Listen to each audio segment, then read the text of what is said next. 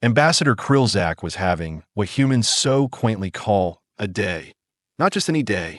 The kind of day that makes you question your career choices, your life decisions, and whether or not your species should have ever crawled out of the primordial soup. 327 years of diplomatic service, he muttered to himself, his four nostrils flaring with each exasperated breath. 327 years, and I get to witness the potential collapse of galactic civilization because some trigger-happy Dragorian couldn't keep his appendages to himself. The Galactic Council chamber, typically a marvel of architectural splendor, with its hovering platforms and quantum-stabilized atmospheric bubbles catering to 17 different breathing requirements, now resembled the aftermath of what humans call a frat party, which, from what Krill'zak understood from human cultural briefings, involved ritual intoxication and property damage. Fitting. Ambassador Krill'zak. A voice called out, the sound waves vibrating at a frequency that made his exoskeleton itch. It was junior diplomatic attaché Plouvon, rushing toward him with all six legs moving in frantic disharmony. What now, Plouvon? Has another species declared war? Perhaps the Flabarians have decided to detonate a star because someone insulted their poetry. No, sir, but the human. Do not speak to me about the human. Krill'zak snapped, antennae rigid with stress. 24 standard galactic hours ago, the human was simply another diplomatic representative. Unremarkable except for their bizarre skeletal structure and their unsettling habit of showing teeth as a sign of friendliness. But sir, and now? Now we have learned that this human, this Ambassador Jackson, is apparently what they call our tired specialist. Do you know what that means, Plouvon? The junior attaché shifted uncomfortably, compound eyes darting left and right. I have read the preliminary report, sir. Then you know that we have inadvertently provoked a being who was, until quite recently, employed as what humans euphemistically call a problem solver for their military intelligence division. A being who, according to intercepted human communications, once eliminated an entire rebel faction on Proxima Centauri 4 with, and I quote, a paperclip half a sandwich and sheer bloody-mindedness. Plouvon's exoskeleton paled to a sickly beige. But surely those are exaggerations, sir? Human propaganda. Krill'zak gestured with a weary foreclaw at the destruction around them. Does this look like an exaggeration to you? They both turned to survey the council chamber. 3 Dragorian security officers were being treated for what appeared to be manually dislocated joint appendages. A Vexor diplomat was attempting to extract himself from a decorative water feature, his ceremonial headdress ruined beyond salvation. And in the center of it all was a single perfect circle of untouched floor space, approximately 2 meters in diameter, where absolutely nothing had been damaged. The exact spot where, until 17 minutes ago, Ambassador Jackson had been standing when a Dragorian security officer had made the catastrophically poor decision to draw a weapon. The human vanished, sir, Plouvon said, voice barely above a whisper. After neutralizing his attackers, he simply disappeared. Oh, he didn't disappear, Krill'zak corrected, mandibles clicking in agitation. Humans don't have teleportation technology. No, Ambassador Jackson is still on this station. And judging by the communication blackout and the fact that our engines have mysteriously gone offline, I'd say he's just getting started. A cold silence fell between them, interrupted only by the distant sound of emergency klaxons and the pitiful moaning of the Dragorian security chief, who had apparently been introduced to the human concept of playing dead by having his face pressed firmly against the floor with his own ceremonial staff. What do we do, sir? Plouvon finally asked. That Krill'zak made a sound that approximated a sigh, though with his respiratory system, it came out more like a whistling kettle. We pray to whatever deities might be listening that we can make amends before Ambassador Jackson decides that diplomacy has failed, because contrary to what most species believe, humans didn't earn their place in the galactic community through their technology or their resources. Then how did they, sir? They earned it because the last 3 species that tried to conquer them mysteriously ceased to exist. Krill'zak's antennae drooped. Humans don't just wage war, Plouvon. They erased the very concept that you ever opposed them. The station's lights flickered, plunging them momentarily into darkness before auxiliary power kicked in, bathing everything in an ominous red glow. Sir, Plouvon said, voice steadier now, having apparently reached the calm acceptance phase of panic. I think we should find the Supreme Councilor. An excellent suggestion. And where, pray tell, is the esteemed leader of our Galactic Council? According to the last security update, hiding in a maintenance closet on level 47. Krill'zak chittered with what might have been laughter if it wasn't so close to hysteria. Magnificent. The most powerful political figure in 5 galaxies is cowering among cleaning supplies. This will absolutely be included in my resignation letter. The 2 diplomats made their way through the corridors of the massive space station, passing scenes of increasing disorder. Not chaos. Chaos would have been preferable. This was methodical, strategic. Every system that had been compromised, every security measure that had been bypassed, it all spoke of a mind that was 10 steps ahead and had already mapped out the next 50. You know what the worst part is? Krill'zak said as they entered a gravity lift. I liked Ambassador Jackson. During the welcoming reception, we had a fascinating discussion about human literature. Did you know they have an entire genre devoted to speculative futures where their own species is the dominant force in the universe? How? Quaint, Pluvon replied, clearly not following the relevance. It's not quaint, it's terrifying. They call it humanity? Fuck yeah, literature. Stories where humans are the apex predators, the unstoppable force, the species that makes even the most advanced civilizations tremble.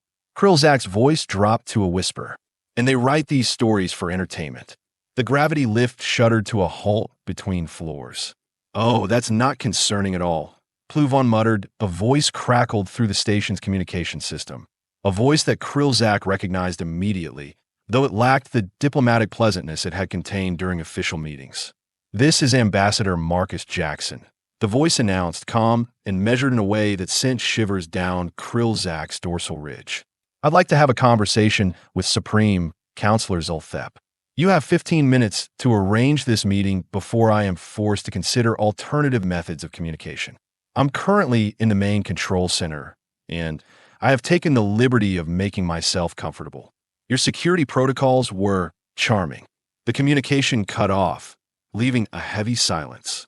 How did he get into the control center? Plufon Askit Mandiblis Agapa. That's the most secure location on the station. Did you miss the part where I mentioned his former occupation? Krill'zak pressed his foreclaws against the lift controls, trying to restart their journey. Nothing happened. We're going to have to climb. Climb? Ambassador, with all due respect, my species evolved in a methane swamp. We don't climb. Today you learn, Krill'zak replied grimly, prying open the emergency hatch in the lift ceiling. Consider it a career development opportunity. 30 minutes and several dignity-sacrificing moments later, the 2 diplomats emerged onto level 47, disheveled but intact. They found a maintenance closet easily enough. It was the only door in the corridor with 6 armed guards stationed outside. Ambassador Krill'zak to see the Supreme Councilor, he announced, attempting to straighten his now rumpled ceremonial robes. One of the guards, a hulking Taurian with skin like volcanic rock, stepped forward. The Supreme Councilor is not accepting visitors at this time. The Supreme Councilor is hiding in a janitor's closet while a human single-handedly dismantles our space station. Krill'zak hissed, patience finally evaporating. Now either you let me through that door, or I personally guarantee that when Ambassador Jackson finishes whatever terrifying human revenge ritual he's planning, your name will be at the top of my list of those who obstructed diplomatic resolution. The guards exchanged glances, a silent conversation passing between them. Finally, the Taurian stepped aside. On your head be it. Everything is on my head today, Krill'zak muttered, pushing past them. The closet was smaller than expected and smelled strongly of industrial cleaning solutions. In the center, perched uncomfortably on an upturned bucket, sat Supreme Councilor Zulthep, 12 eyes blinking in sequence, a sign of extreme distress among the Oathulan species. Ambassador, the Supreme Councilor acknowledged, voice vibrating across multiple frequencies. Have you come to inform me of our imminent destruction? Not yet, Your Excellency. But Ambassador Jackson has requested a meeting with you, and I strongly suggest you accept. All 12 eyes blinked simultaneously. Out of the question. You wanted to face this human berserker. With all respect, Your Excellency, Ambassador Jackson is not a berserker. If he were, we'd already be dead. No, What we're dealing with is something much more dangerous. A human who is thinking clearly and has a plan. The Supreme Councilor's skin rippled with chromatophores expressing fear. What does he want? I don't know, Krill'zak admitted. But he requested conversation, which means he's still willing to talk. That's a good sign. A good sign? He's taken control of the station, and yet the life support systems continue to function perfectly. The artificial gravity remains stable. Even the food dispensers are working. He could have ended us all into space by now, but instead he's simply waiting. The Supreme Councilor rose, appendages trembling slightly. You expect me to negotiate with a terrorist. I expect you to negotiate with a diplomat who was attacked unprovoked on neutral ground, in violation of every treaty we have. Krill'zak snapped, his usual diplomatic restraint abandoning him. The Drogorians fired first. Ambassador Jackson defended himself. And now, instead of demanding retribution as is his right under galactic law, he's asking for a conversation. Silence filled the small space as the Supreme Councilor absorbed this. Finally, with a sound like rustling leaves, Zolthep spoke. Very well. Arrange the meeting. But I want security present.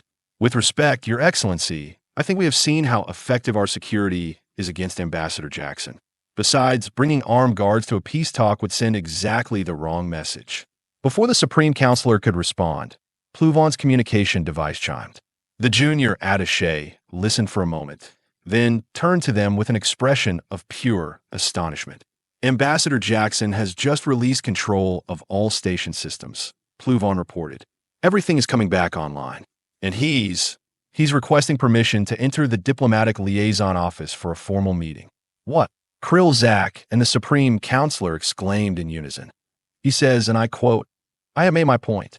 Now let's talk like civilized beings over a cup of that excellent Arcturian tea Ambassador Krill'zak introduced me to yesterday. Krill'zak felt his antennae twitch in confusion. He mentioned the tea? Yes, sir. He specifically requested the blend with the purple leaves and silver pollen. That's oddly specific. The Supreme Councilor emerged fully from the closet, dignity reasserting itself with each step. What game is this human playing? I don't think it's a game, Your Excellency, Krill'zak said slowly, realization dawning. I think it's a test. He could have killed the Drogorians who attacked him, but he merely incapacitated them. He could have caused untold damage to the station, but he only demonstrated that he could take control. And now, he's giving it all back and asking for tea. A test of what? Of whether we are worth talking to. Krill'zak straightened his robes with new determination. Your Excellency, I believe I understand what's happening now. Humans have a concept they call proportional response. They match the level of force used against them, and then increase it just enough to demonstrate superiority without unnecessary destruction. And what does that mean for us? It means, Your Excellency, that Ambassador Jackson isn't here to start a war. He's here to prevent one. Krill'zak gestured toward the corridor. Shall we meet him? With tea as requested. The Supreme Councilor hesitated, then nodded all four of his heads in sequence. Very well. But Ambassador, if this goes poorly, I know, Your Excellency, I will be seeking new employment in a distant galaxy. Krill'zak managed what passed for a smile among his species. But something tells me we might have misunderstood humans all along. They are not the barbarians we fear. They are something much more interesting. As they made their way to the diplomatic liaison office, Krill'zak found himself wondering about the human phrase Jackson had taught him during their literature discussion. Don't judge a book by its cover. Perhaps the same could be said for species. The human was waiting for them when they arrived, sitting calmly at the conference table as if the events of the past few hours had never happened.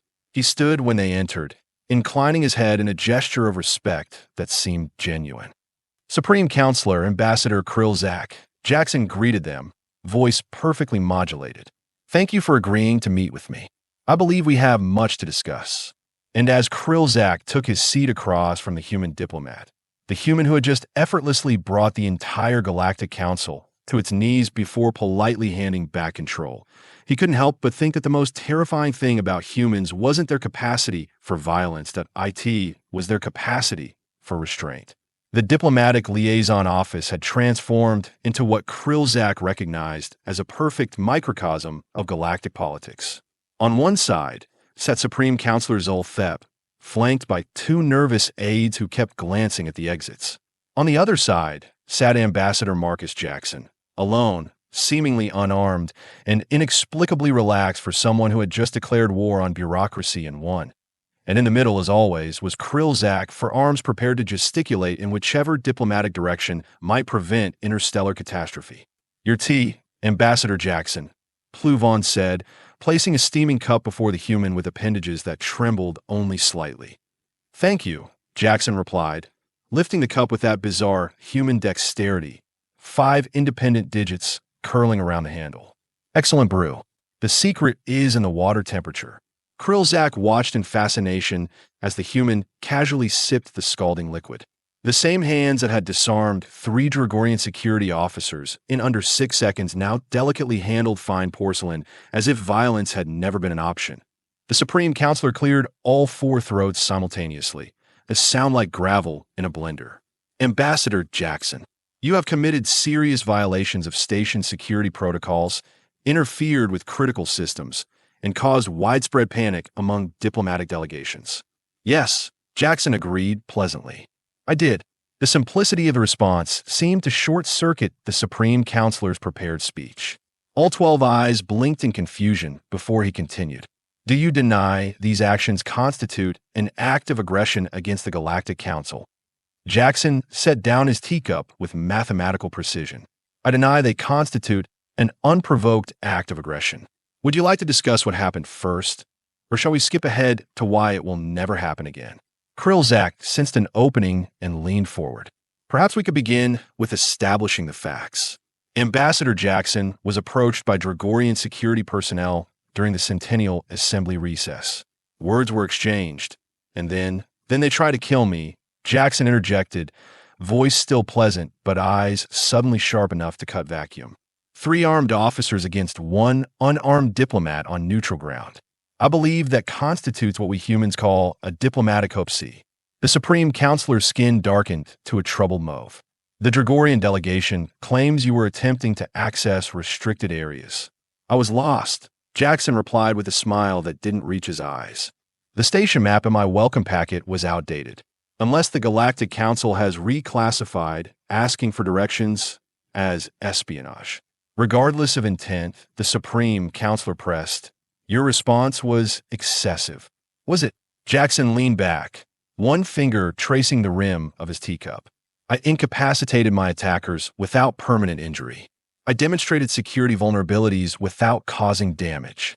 And I'm sitting here now, having tea, instead of transmitting your station coordinates to the human fleet currently running exercises just 3 light years from here." The temperature in the room seemed to drop several degrees. "You are bluffing," one of the aides whispered, then immediately looked as if they regretted speaking. "Actually," Krill'zak interrupted, mandibles twitching nervously, "our long-range sensors did detect unusual activity in the Proximus system 2 days ago. We assumed it was a routine patrol, but joint training exercises," Jackson confirmed with a nod. 15 warships, including the HSS Thermopylae. Beautiful vessel, has this fascinating weapon system we call the Planet Cracker. Completely non-literal name, of course. It doesn't actually crack planets." He paused just long enough for relief to begin forming on the faces around him. "It vaporizes them." Pluvon dropped a datapad with a clatter that echoed through the silence. The Supreme Councilor's chromatophores pulsed rapidly. "Ambassador, are you threatening the Galactic Council with military action?" "Threatening? No." Jackson's face arranged itself into what Krill'zak recognized as an expression of innocent surprise. "I'm providing context for our discussion. You see, when I was attacked, my emergency beacon activated automatically. Standard protocol. My government is now aware of the incident, and they sent warships." Supreme Councilor's voice rose to frequencies that made the lighting fixtures vibrate. "Of course not. That would be an overreaction." Jackson took another sip of tea. "The fleet was already there. Routine exercises, as I said, but they are awaiting my next transmission, which is due in precisely 43 minutes. I can either inform them that we have reached an amicable understanding, or I can fail to transmit anything at all. The response protocols for the latter scenario are vigorous." Krill'zak felt his exoskeleton practically vibrating with stress. Not only was this human casually admitting to having a military fleet at his disposal, but he was calmly using it as a conversational bargaining chip while drinking tea. Ambassador Jackson, Krill'zak said carefully, "What exactly do you want from this meeting?" For the first time, Jackson's expression softened into something that seemed genuinely non-threatening. The same thing I wanted when I arrived at this station. Peaceful diplomatic relations between humanity and the Galactic Council. Nothing more. Nothing more. The Supreme Councilor's disbelief was palpable. After being attacked, you demand nothing? I didn't say that. Jackson set his cup down again, this time with an audible click that somehow commanded attention. I want 3 things. First, a formal apology from the Dragorian delegation, to be entered into the official record. That could be arranged, Krill'zak said quickly. Second, I want the security officers responsible to be relieved of their duties on this station, not punished. Humans don't demand blood for honest mistakes, but reassigned somewhere they can't cause diplomatic incidents. The Supreme Councilor nodded all 4 heads in reluctant agreement. And the third demand? Jackson smiled, and for the first time, it reached his eyes. I want the Galactic Council to ratify the Terra Accords without further delay. A stunned silence fell over the room.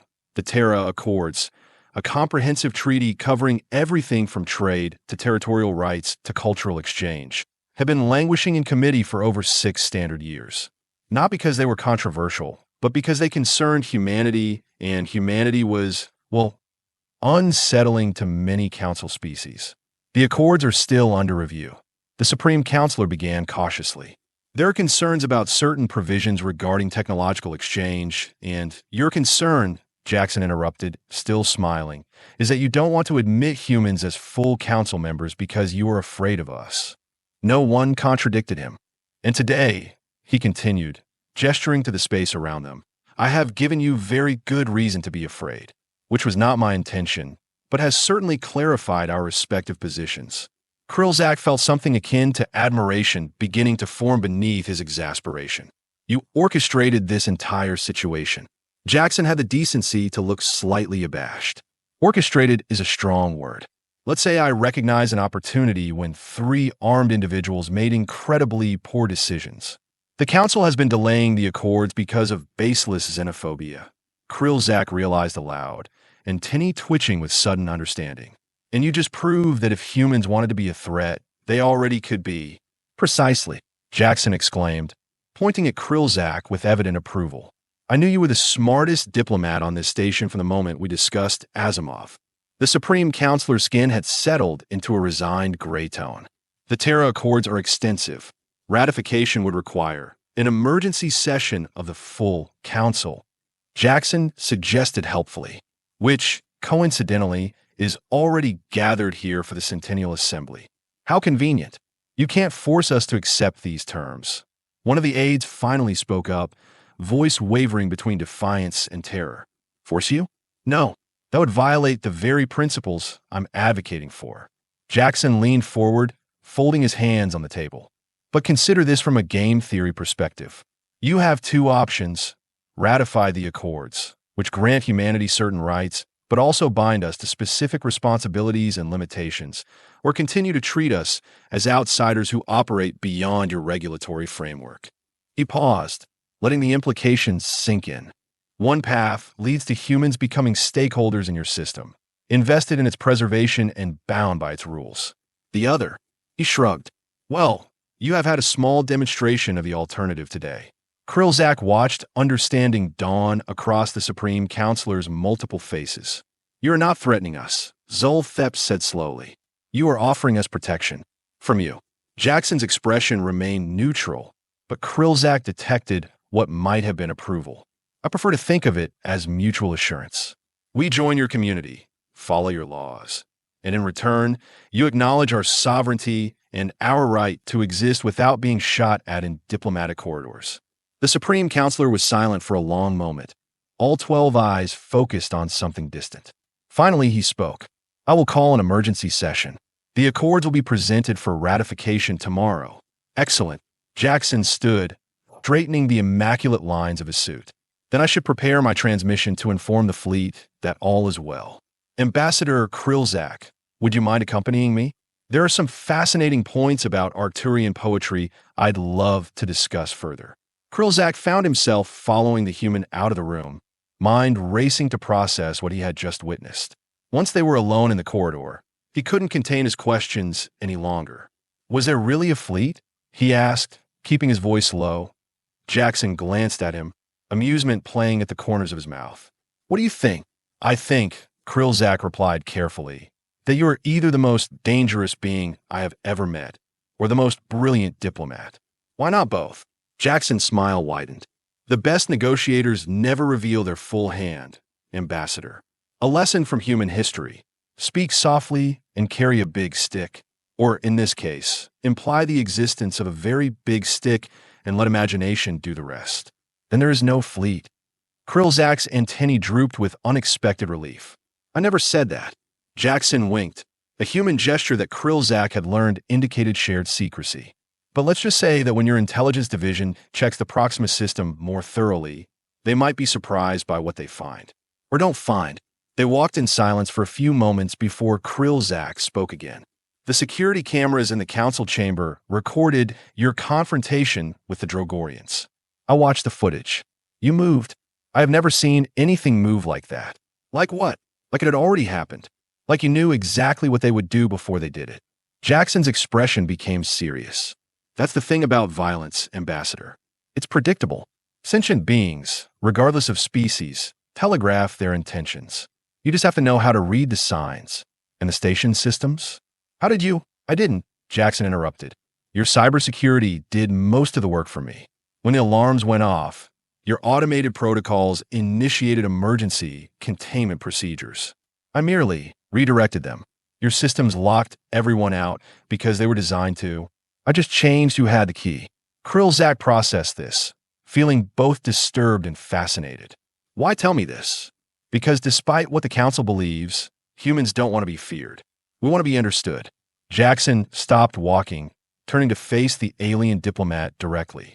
What happened today wasn't a demonstration of human superiority. It was a demonstration of systemic vulnerability that affects us all. You were making a point about cooperation. Exactly. No species survives alone. Not in the long term. The only path forward is together, which means seeing each other clearly, strengths and weaknesses alike. They had arrived at the communication hub. Jackson paused at the entrance, then extended his hand in the human gesture of formal greeting or farewell. I hope we have moved beyond the human diplomat and the alien ambassador today, he said. Krill'zak studied the outstretched appendage, then carefully extended his own foreclaw to complete the gesture. I believe we have, Marcus. Good, because there's something I didn't mention in the meeting. Jackson's voice dropped lower. The Drogorians weren't acting alone. Someone gave them access to this sector, someone with high-level clearance. Krill'zak's antennae stiffened in alarm. You suspect a conspiracy? I suspect politics, Jackson replied with a wry expression. Not everyone on the council wants peace with humanity. Some prefer us as distant bogeymen, useful for frightening constituents and justifying military budgets. What will you do? Nothing for now. The Accords are the priority. But afterward, Jackson's eyes took on that same sharp quality they had shown during the meeting. Well, I was never really retired, Krill'zak, just reassigned. With that cryptic statement, the human entered the communication hub, leaving Krill'zak standing in the corridor with the distinct impression that he had just glimpsed something few beings ever saw and survived. The truth behind humanity's rapid rise to galactic relevance. They hadn't earned their place through superior technology or resources, as he'd told Pluvon. They had earned it because every other species that had encountered humans came to the same conclusion. Better to have them as allies than as enemies. As Krill'zak made his way back to his quarters, he found himself composing not a resignation letter, but a request for permanent assignment as liaison to the human diplomatic corps. Because if there was one thing he had learned today, it was that the universe was about to change, and he wanted to be there to see it happen. After all, humans might be death in suits, but they made excellent tea.